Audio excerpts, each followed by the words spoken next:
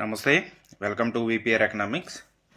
మనం ఈ ఆంధ్రప్రదేశ్ యొక్క సోషియో ఎకనామిక్ సర్వే 2023-24కు సంబంధించినటువంటి యూనిట్ 2 మ్యాక్రో ఎకనామిక్ అగ్రిగేట్స్ గురించి డిస్కస్ చేస్తూ ఉన్నాం. ఈ మ్యాక్రో ఎకనామిక్ అగ్రిగేట్స్లో మనం జిఎస్డిపిని, అదేవిధంగా జీవీఏని, వాటి యొక్క ఉపరంగాలని ప్రస్తుత ధరల్లోనూ అదేవిధంగా స్థిర ధరల్లోనూ లెక్కించి చెప్పడం అనేది జరుగుతుంది. మనం ప్రస్తుతం గత వీడియోలో స్థిర ధరల వద్ద జిఎస్డిపి, జీవీఏ ఎంత ఉన్నాయి, వాటి యొక్క వృద్ధి రేట్లు ఎంత ఉన్నాయి అనేటువంటి అంశాలు తెలుసుకున్నాం. సో ఈ జిఎస్డిపిలో మనకి 3 రంగాలు ఉంటాయని చెప్పుకున్నాం. అది ఒకటి అగ్రికల్చరల్ అని, అదేవిధంగా ఇండస్ట్రియల్ అని, సర్వీస్ సెక్టర్. గత వీడియోలో ఈ అగ్రికల్చరల్ సెక్టర్ అనేది మనకి స్థిర ధరల వద్ద ఈ అగ్రికల్చర్ సెక్టర్ అనేది ఎంత ఉంటుంది అనేటువంటి అంశాలని గత వీడియోలో చూసాం. ఇప్పుడు ఈ వీడియోలో మనకి ఈ జిఎస్డిపిలో ఉండేటువంటి 3వ రంగమైనటువంటి ఇండస్ట్రియల్ సెక్టర్, పారిశ్రామిక రంగం గురించి ఈ వీడియోలో డిస్కస్ చేద్దాం. ఈ పారిశ్రామిక రంగం అనేది స్థిర ధరలు అంటే ఇవి 2011-12 ధరలు. స్థిర ధరలు అంటే ఇవి 2011-12 ధరల్లో 2011-12 ధరల్లో మనం లెక్కించడం అని చూడండి. అసలు ఇప్పుడు 2011-12 ధరలు ఎలా లెక్కిస్తారంటే మీకు డౌట్ రావచ్చు. మనకి జాతీయ ఆదాయం కాన్సెప్ట్లు ఇవి వస్తాయి. జీడిపి డిఫ్లేటర్ అని ఉంటుంది. ప్రస్తుత ధరల్లో లెక్కించి ఆ జీడిపి డిఫ్లేటర్ను ఉపయోగించి స్థిర ధరల వద్ద ఎంత ఆదాయం వస్తుంది అనేది లెక్కించడం అనేది జరుగుతుంది. అలా మనకి ప్రస్తుతం మనం ఒక ఆధార సంవత్సరం తీసుకుని చెప్తాం కాబట్టి ఆధార సంవత్సరం ప్రస్తుతం మనం ఫాలో అవుతూ 2011-12 అనేది ఆధార సంవత్సరం. ఇది ఫ్యూచర్లో మారేటటువంటి అవకాశం అయితే ఉంది. ఇప్పుడు మనకి ఈ స్థిర ధరల వద్ద పారిశ్రామిక రంగం యొక్క జీవీ అనేది, గ్రాస్ వాల్యూ యాడెడ్ అనేది ఎంత ఉంది అనేది చూసుకున్నట్టయితే 2,22,870 కోట్ల రూపాయలు అనేది ఉంది. గ్రోత్ రేట్ ఏమో 8.02% గ్రోత్ రేట్ అనేది ఉంది. ఏ సంవత్సరంలో 2023-24 అడ్వాన్స్డ్ ఎస్టిమేషన్స్, ముందస్తు అంచనాలు. అంటే మనం చెప్పుకున్నాం ఆల్రెడీ జనవరిలో మనకి ముందస్తు అంచనాలు, first advanced estimations, second advanced estimations అని ఇలా వస్తుంటాయి. సో అడ్వాన్స్డ్ ఎస్టిమేషన్స్ ప్రకారం ఇది అనేది. సో గత ఆర్థిక సంవత్సరం అంటే ఇప్పుడున్నటువంటి మనం 23-24 కంటే ముందు ఉన్నటువంటి 22-23లో ఫస్ట్ రివైజ్డ్ ఎస్టిమేషన్స్ ప్రకారం అయితే 2,06,325 కోట్ల రూపాయలు అనేది ఉంది. సో అయితే ఇక్కడ మరొకసారి మనం రివైజ్ చేసుకుంటే మనకి జీవీఏ పరంగా ఇండస్ట్రియల్ సెక్టర్ యొక్క జీవీఏ అనేది 2,22,870 కోట్ల రూపాయలు ఉంది. గ్రోత్ రేట్ ఏమో 8.02% గ్రోత్ రేట్ ఉంది. ఇది ఏ ధరల్లో అంటే స్థిర ధరల్లో. అయితే మనకి ఈ ఇండస్ట్రియల్ సెక్టార్లో పారిశ్రామిక రంగం అని తీసుకుంటాం.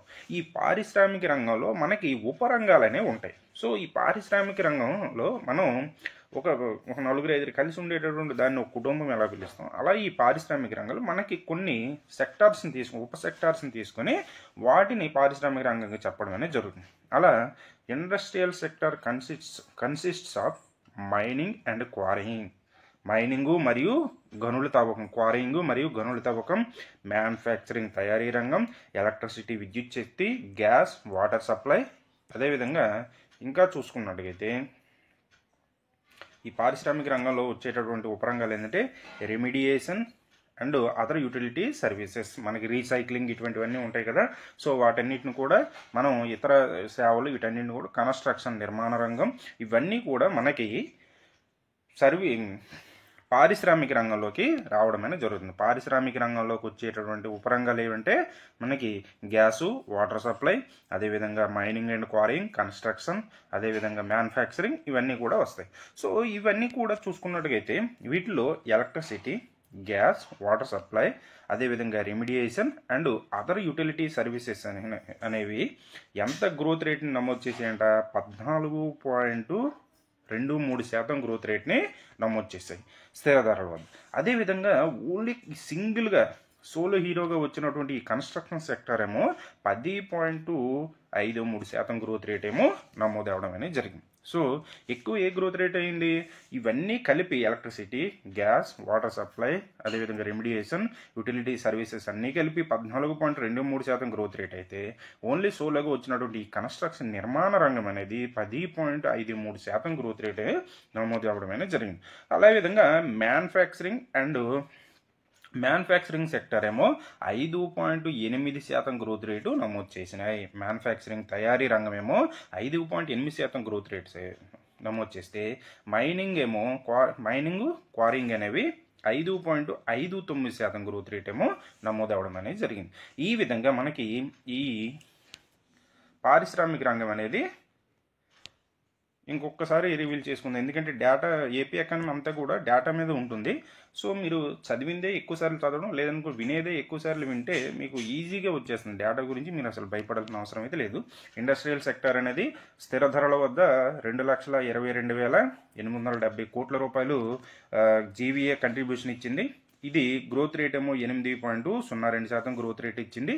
ఇందులో మనకి electricity, gas, water supply, remediation, అదేవిధంగా అదర్ యూటిలిటీ సర్వీసెస్ ఏమో 14.23% గ్రోత్ రేట్ ఇస్తే only construction sector 10.53% growth rate ఇచ్చి మ్యానుఫ్యాక్చరింగ్ ఏమో 5.8% గ్రోత్ రేట్ ఇచ్చింది. అదేవిధంగా మైనింగ్ ఏమో 5.59% గ్రోత్ రేట్ ఇవ్వడం అనేది జరిగింది.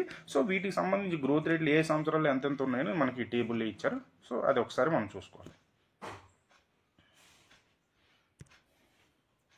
చూడండి, ఈ డేటా అంతా మనం గుర్తుపెట్టుకోవాలంటే మీకు మైండ్ ఉంటే గుర్తుపెట్టుకుంటే మంచిది.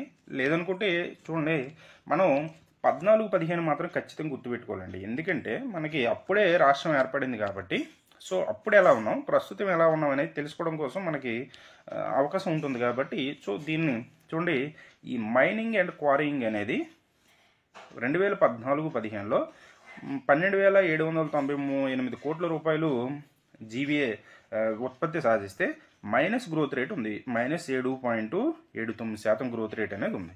అదేవిధంగా మ్యానుఫ్యాక్చరింగ్ రంగం, ఈ మ్యానుఫ్యాక్చరింగ్ రంగం 48,828 కోట్ల రూపాయలు సాధిస్తే 26.58% గ్రోత్ రేట్ అనేది ఉండేది. అదేవిధంగా ఎలక్ట్రిసిటీ, గ్యాస్, వాటర్ సప్లై, ఇతర యూటిలిటీ సర్వీసెస్ అన్నీ కూడా 10,250 కోట్ల రూపాయలు ఉండి 4.45% గ్రోత్ రేట్ అనేది సాధింది. అదేవిధంగా కన్స్ట్రక్షన్ నిర్మాణ రంగం అనేది 39,963 కోట్ల రూపాయలు ఉండి 7.79% గ్రోత్ రేట్ ఏమో సాధించడం అనేది జరిగింది.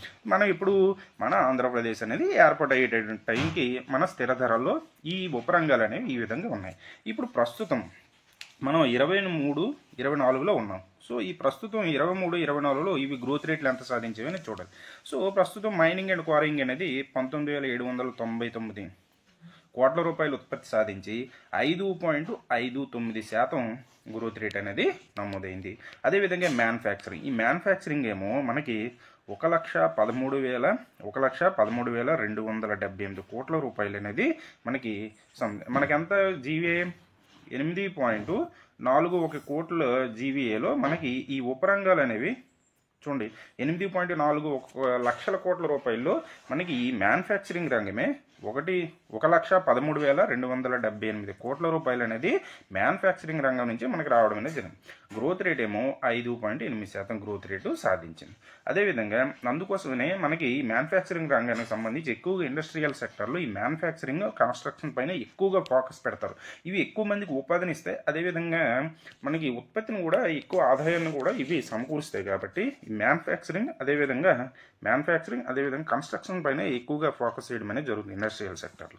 అదేవిధంగా ఎలక్ట్రిసిటీ, గ్యాస్, వాటర్ సప్లై అనేది 24,989 కోట్ల రూపాయలు ఉత్పత్తి సాధించే 14.23% గ్రోత్ రేటు సాధించాయి.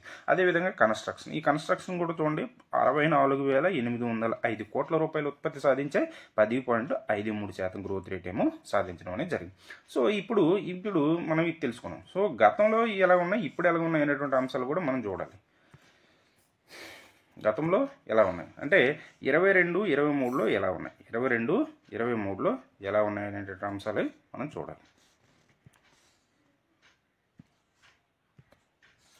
22-23లో ఎలా ఉన్నాయి చూడండి.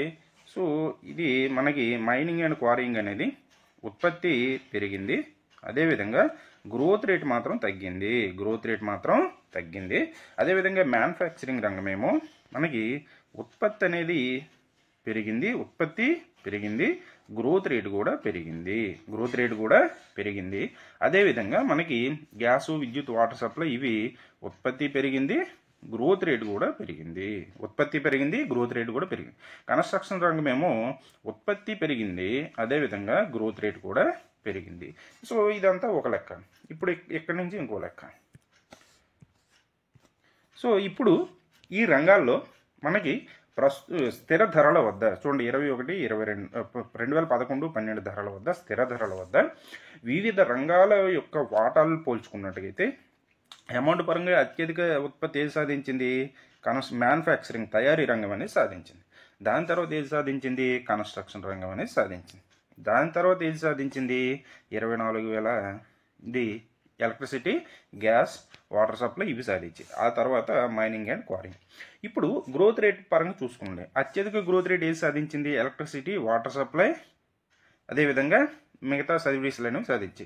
ఆ తర్వాత కన్స్ట్రక్షన్ రంగం. అంటే ఏది ఎక్కువ ఉంది, ఏది తక్కువ ఉంది, గ్రోత్ రేట్లు ఏవి ఎక్కువ ఉన్నాయి, ఏవి తక్కువ ఉన్నాయి, అదేవిధంగా ఎక్కువ వాటాని ఏవి కంట్రిబ్యూట్ చేసి అనేటువంటి అంశాలు కూడా మనం తెలుసుకోవాల్సి ఉంటుంది. కాబట్టి సో వీటిపైన ఫోకస్ చేయండి. 14-15 డేటా గుర్తుపెట్టుకోండి, అదేవిధంగా 23-24 డేటా గుర్తుపెట్టుకోండి. అదేవిధంగా అంటే గతంతో పోల్చుకుంటే ప్రస్తుతం పెరిగాయా తగ్గాయా అనేది గుర్తుపెట్టుకోండి. ఈ ఉన్నటువంటి ఉపరంగాల్లో ఏది ఎక్కువ గ్రోత్ రేట్ సాధించింది, ఏది తక్కువ గ్రోత్ రేట్ సాధించింది, ఏది ఎక్కువ ఉత్పత్తిని సాధించింది అనేటువంటి అంశాలని మనం గుర్తుపెట్టుకోవాలి దీని నుంచి. సో నెక్స్ట్ చూసుకున్నట్టుగైతే ఇవన్నీ కూడా మనం ఆ మ్యాటర్లో చదివిన మళ్ళీ మనకి వివిధ రూపాల్లో ఇస్తాడు. పట్టిక రూపంలోనూ, పై చార్ట్స్ రూపంలోనూ ఇలా ఇస్తారు. సో ఇది మనకి చదవాల్సిన అవసరం లేదు, అది చదువుకుంటే ఇచ్చేది. కాకపోతే ఈ గీతల్లో ఒకసారి చూసుకోండి, మనకి మ్యాటర్ గుర్తు రాకపోయినా ఈ గీతలైనా మీ గీతల్లో మారుస్తే ఏమో చూడొచ్చు. ఎందుకోసం అంటే ఈ వృద్ధి రేట్లు ఇండస్ట్రియల్ సెక్టర్ గ్రోత్ రేట్స్ అని ఇచ్చాడు. సో కన్స్ట్రక్షన్ రంగం చూడండి, ఎల్లో కలర్ ఏమో కన్స్ట్రక్షన్. అత్యధికంగా ఎలక్ట్రిసిటీ, వాటర్ సప్లై ఉంది కదా, ఇది దగ్గరగా 14.53% గ్రోత్ రేట్ అనేది ఇది ఉంది కదా. సో అత్యధికంగా ఉన్నది ఇది ప్రస్తుతం electricity, gas and water supply అనేది ఉంది. అదేవిధంగా తర్వాత ఏది ఉంది మనకి? ఎల్లో కలర్ కన్స్ట్రక్షన్ రంగం అనేది ఉంది. ఆ తర్వాత ఏముంది మనకి? బ్లూ కలర్ ఉంది. బ్లూ కలర్ ఏంది? Mining and quarrying. ఆ తర్వాత ఏముంది? మ్యానుఫ్యాక్చరింగ్. ఇలా దేని తర్వాత ఏముంది గ్రోత్ రేట్ల పరంగా కింద నుంచి పైకి, పై నుంచి కింద ఆరోహణ అవరోహణ క్రమంలో ఏమున్నాయనేది కూడా మనం గుర్తుపెట్టుకోవడానికి ఇది కొంత ఉపయోగపడడం అనేది జరుగుతుంది. నెక్స్ట్ ఇది సర్వీస్ సెక్టార్.